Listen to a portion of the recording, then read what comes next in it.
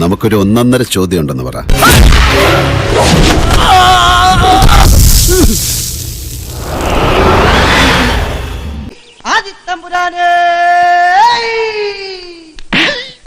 പിന്നെന്താ വിശേഷം?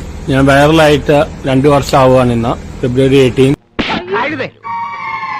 ഈ കുടുംബം കലക്കാൻ ഒരുത്തൻ ശ്രമിക്കുമ്പോ നീ അതിന് കൂട്ടുനിൽക്കുക. അങ്ങനെയൊക്കെ വഴിയില്ല.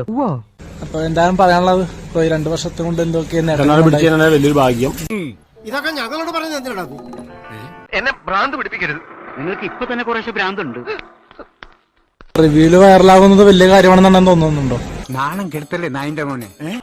മുൻകോപിയാ, ചെറിയ മൂലക്കുറിന്റെ അസ്കിത ഉണ്ടേ, അതൊന്നും പ്രശ്നമാക്കണ്ട. പുതിയ പുതിയ അണ്ണന്മാര് വരുന്നുണ്ടല്ലോ ഇപ്പൊ. ഒരു 10-12 അണ്ണന്മാരുണ്ട് ഇപ്പൊ. ആണല്ലേ?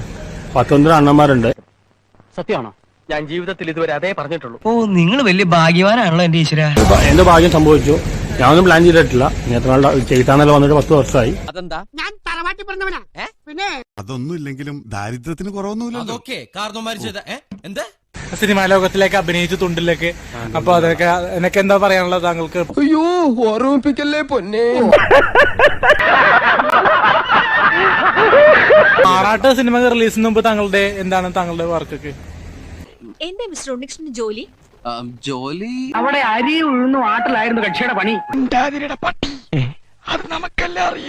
ഓ, അത് ശരി. നമുക്കിത് വല്ലതും അറിയൂ. ഇന്നൊരു കേക്ക് കട്ടിങ് ഉണ്ടെന്ന് കേട്ടല്ലോ. അതിനുണ്ട് ആർട്ടിസ്റ്റ് മീഡിയയുടെ ഒരു കട്ടിങ് ഉണ്ട്.